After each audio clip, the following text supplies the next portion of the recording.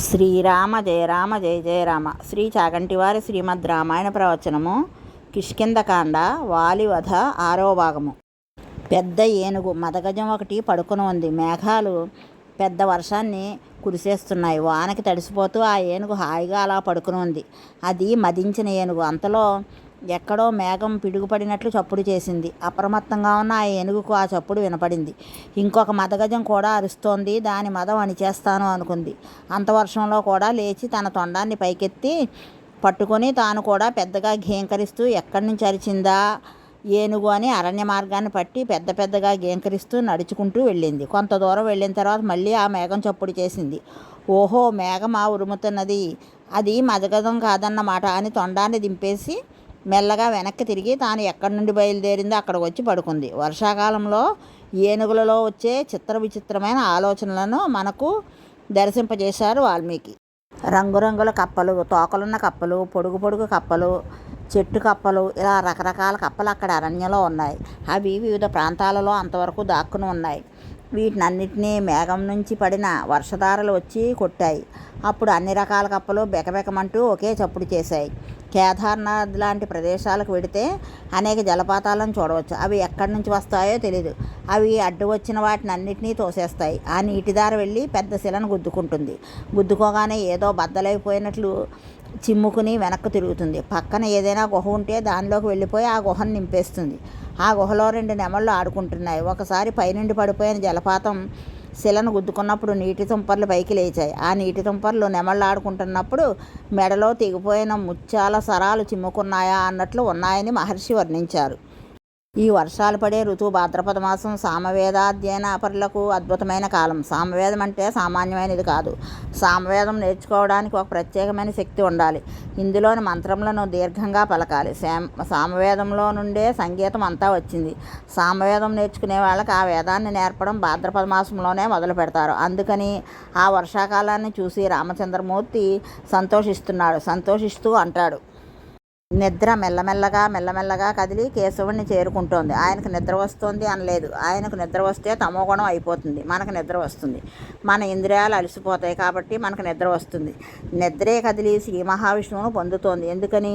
ఆషాఢ మాసంలో స్వామి శయన ఏకాదశి అని పడుకుంటాడంటే మనలా ఇంద్రియాలు అలసిపోయి ఒళ్ళు తెలియని స్థితిలో నిద్రిస్తాడని కాదు. మరింత జాగ్రత్తగా లోకాన్ని గమనిస్తాడు. నది వేగంగా ప్రవహిస్తూ వెళ్ళిపోతోంది. నదిని కాంతాస్వరూపంగా చెబుతాము, సాగరాన్ని పురుష స్వరూపంగా చెబుతాము, సంగమం పవిత్ర స్థానంగా చెబుతాము. ఆ నది తన భర్త దగ్గరకు సంగమం కోసమని వర్షాకాలంలో పడిన నీటి చేత వేగంగా పరిగెడుతోంది. చెట్ల నుంచి పడిపోయిన పూలగుత్తులను తాను విరిచి తీసుకువెడుతున్న చెట్ల కొమ్మలను, పువ్వులను, చక్రవాక పక్షులను అలంకారములుగా చేసుకుని నదుల తీరాలను కోసేస్తూ పరుగున తన ప్రియ సమాగం కోసం వెళ్ళిపోతోంది. వర్షాకాలం వస్తే అన్ని పక్షులు పడుకుంటాయి. కానీ ఈ కాలంలో నల్లటి మబ్బుల క్రింద తెల్లటి కొంగలు పెద్ద బారులుగా గొలుసుల్లా ఏర్పడి వెడుతూ ఉంటాయి. ఈ దృశ్యం చాలా అద్భుతంగా ఉంటుంది. పతివ్రత అయిన కాంత ఆ ఋతువు ప్రభావం చేత మెల్లమెల్లగా భర్త కౌగిల్లోకి చేరిపోతోంది. ఈ విధంగా రాముడు ఆ వర్షాకాలం గొప్పతనాన్ని గూర్చి వివరించాడు. నాయనా లక్ష్మణ, సుగ్రీవుడు చాలా కష్టాలు పడ్డాడు. అందుకని నేను విశ్రాంతి తీసుకోమని చెప్పాను. నాకు సుగ్రీవుని యందు విశ్వాసం ఉంది. కార్తీక మాసం వస్తే మళ్ళీ ఆకాశం అంతా ప్రశాంతమైపోతుంది. వర్షాలు కురిసే మేఘాలు వెళ్ళిపోతాయి. శరత్కాల మేఘములు వస్తాయి. అవి తెల్లటి దూదిపింజల వలె ఉండి ఆకాశంలో వెళ్ళిపోతూ ఉంటాయి. వాటి వల్ల ఇబ్బంది ఉండదు, వర్షం కురవదు. శరత్కాలం వచ్చినప్పుడు తప్పకుండా మళ్ళీ వచ్చి సుగ్రీవుడు మనకు ఉపకారం చేస్తాడు. ఇక్కడ రామచంద్రమూర్తి ఇలా చెబుతుంటే అక్కడ సుగ్రీవుడు వడలు తెలియని స్థితిలో ఆనందాన్ని అనుభవిస్తున్నాడు. వర్షాకాలం పూర్తి అయిపోయింది. ఆ సమయంలో హనుమ సుగ్రీవుని దగ్గరకు వెళ్ళాడు. వర్ష ఋతువులో శ్రావణ మాసంలో విశేషమైన వర్షాలు వస్తాయి. అటువంటి శ్రావణం వెళ్ళిపోయింది.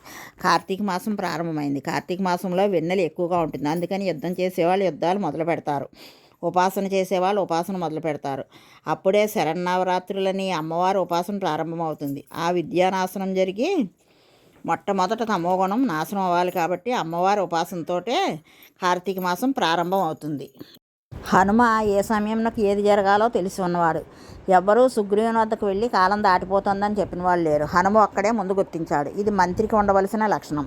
తన ప్రభువు ప్రమాదంలోకి వెళ్ళిపోతున్నాడు. బయట కాలంలో వచ్చిన మార్పును గుర్తుపట్టలేదు. కార్తీక మాసంలో రాముడి దగ్గరకు వెళ్ళలేదు. వెళ్లకుండా ఇక్కడే భోగాలను అనిపిస్తున్నాడు. అందుకని హనుమే సుగ్రీవుని మందిరానికి వెళ్ళి ఒక మాట చెప్పాడు. సుగ్రీవ, రామచంద్రమూర్తి అనుగ్రహం చేత రాజ్యాన్ని పొందావు. అనంతరం మిత్రునిగా నువ్వు ఇప్పుడుకి రాముడికి ప్రత్యుపకారం చెయ్యాలి. 4 విషయాల్లో రాజు ఎప్పుడూ అప్రమత్తుడై ఉండాలి. ఆ 4 విషయంలో ఎప్పుడూ రాజు ఉదాసీనంగా ఉండకూడదు. రాజు కోశాగారం ఎప్పుడూ నిండుగా ఉండాలి. తగినంత సైన్యం ఉండాలి. రాజుకి మిత్రుల ఎడల పరాకు పనికిరాదు. ప్రభుత్వం నడిపించడంలో శక్తియుతంగా ఉండాలి. ఎవడు పడితే వాడు ఎప్పుడు పడితే అప్పుడు ప్రభుత్వం జోలికి వెళ్ళడానికి వీలు ఉండకూడదు. ప్రభుత్వం అంత శక్తివంతమైనదిగా ఉండాలి. ఈ 4 లక్షణాలలో చాలా జాగ్రత్తగా ఉండాలి.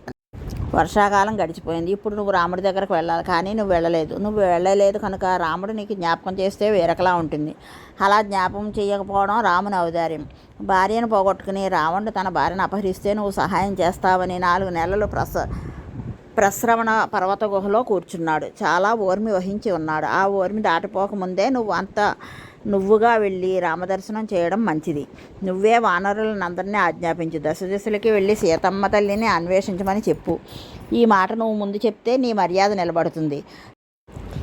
రాముడు వచ్చి నా కార్యం ఎందుకు చేయలేదు అని అడిగితే ఆనాడు నువ్వు చేసిన మర్యాద నిలబడదు. ఎందుకంటే నువ్వు కృతజ్ఞుడవై మాట తప్పినవాడు అయిపోతావు. ఆ పరిస్థితి నువ్వు తెచ్చుకోకు. రాముడు నీకు 2 ఉపకారములు చేశాడు.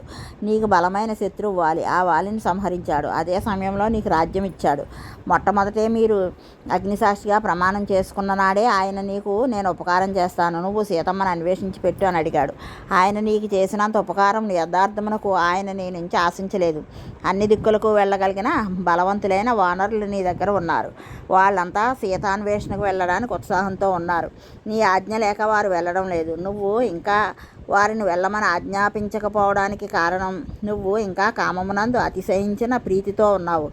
కాలం వెళ్ళిపోయింది. నువ్వు ఇచ్చిన సమయం దాటిపోయింది. దీనిని నీ అంత నీవుగా గుర్తుపట్టలేదు. ఆయనకు నీ దగ్గర ఉన్న వానరులు ఎవరి వల్ల భయం లేదు. ఆయన అంతటి శక్తి కలిగిన వారు.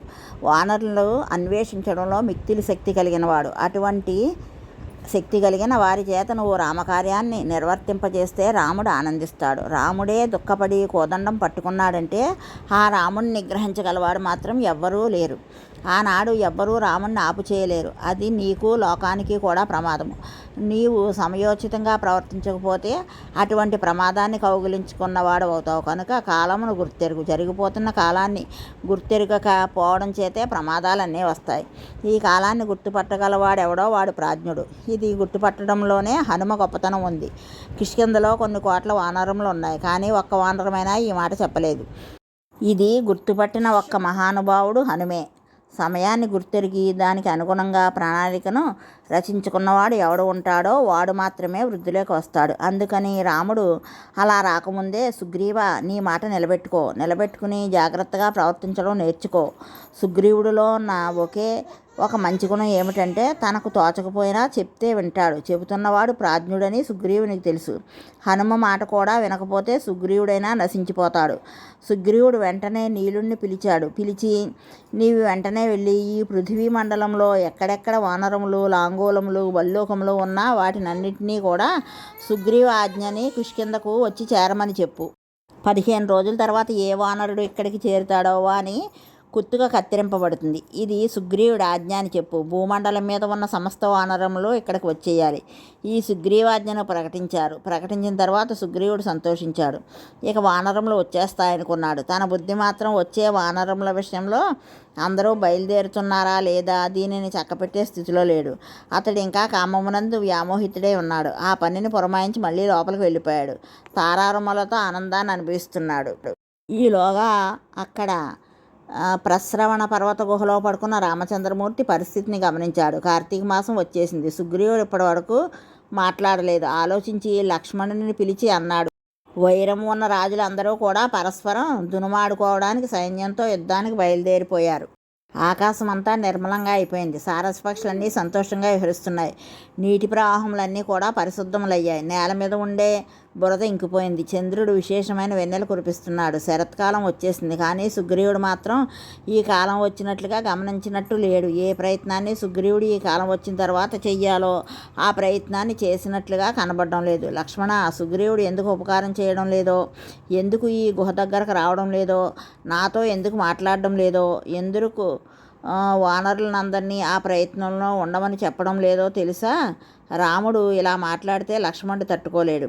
ప్రియమైన భార్యన రాక్షసుడు ఎత్తుకుపోయాడు. అపారమైన దుఃఖంతో ఉన్నాడు. ఉన్న రాజ్యమైతే పోయింది. నన్ను బయటకు తోసేశారు. ఇప్పుడు నేను అటువంటి దీనుణ్ణి కదా, రాజ్యం బయట కూర్చున్నాను కదా, ఈవేళ నాకు ఏమి ఉంది, గుహలో పడుకుని ఉన్నాను కదా, అందువలన సుగ్రీవుడు నన్ను కృపతో చూడలేదు. చూసావా నా బ్రతికి ఎలా అయిపోయిందో అన్నాడు. నేను అనాథను, నాకు నాథుడు ఎవరున్నారు, నన్ను రక్షిస్తాను అన్నవాడు సుగ్రీవుడు. ఆ సుగ్రీవుడు మర్చిపోయాడు. రాజ్యం పోయింది, రావణుడు అవమానించాడు, దీనుణ్ణి, ఇంటికి చాలా దూరంలో ఉన్నాను, ఎవ్వరూ ఉపకారం చేసేవాళ్ళు లేరు, ఈవేళ భార్యను పొందాలనే స్థితిలో ఉన్నాను. ఆ సుగ్రీవుడిని శరణు వేడాను, అయినా అతడు నాకు ఉపకారం చేయడం లేదు. రాముడు కష్టం వచ్చినప్పుడు ఒక నరుడు ఎలా మాట్లాడతాడో అలాగే మాట్లాడతాడు. నరుడికి ఎటువంటి దైన్యం ఉంటుందో, ఎలా బాధపడతాడో అలాగే మాట్లాడాడు. ఎప్పుడైతే దైన్యం వస్తుందో అందులోంచి అవతలవాడు తన శక్తిని కనిపెట్టడం లేదని కోపం కూడా వస్తుంది. ఈ కారణాల వలననే లక్ష్మణ, ఆ సుగ్రీవుడు నన్ను ఎంత అవమానిస్తున్నాడు. అలా నన్ను అవమానిస్తే ఊరుకుంటున్నానని అనుకుంటున్నాడేమో. దుర్మతి అయిన సుగ్రీవుడు చేసుకున్న వడంబడికి మరిచిపోయాడు. సీతను ఎలాగైనా అన్వేషిస్తానని ప్రతిజ్ఞ చేశాడు. కానీ ఈవేళ చేసిన ప్రతిజ్ఞ స్మరించడం లేదు. గ్రామ్య సౌఖ్యాలను అనిపిస్తున్నాడు, భార్యలతో కలిసి కామాన్ని అనిపిస్తున్నాడు, మిత్రుడు మాట జ్ఞాపకానికి రావడం లేదు. ఎవడైతే చేసిన ఉపకారాన్ని మరిచిపోయి తిరిగి ప్రత్యుపకారం చేయడో వాడు పురుషార్థముడని శాస్త్రం చెబుతోంది. ముక్కున సత్యమును తెలిసి పలకవచ్చు, తెలియక పలకవచ్చు. ఒక మాట నోటి వెంట వచ్చేస్తే ఆ మాటకు ఎవడు కట్టుబడిపోతాడో అలా కట్టుబడిపోయిన వాడు పురుషోత్తముడని చెప్పుకుంటున్నారు. మిగిలిన కథను తరువాయి భాగంలో తెలుసుకుందాం. రామజయం శ్రీరామజయం.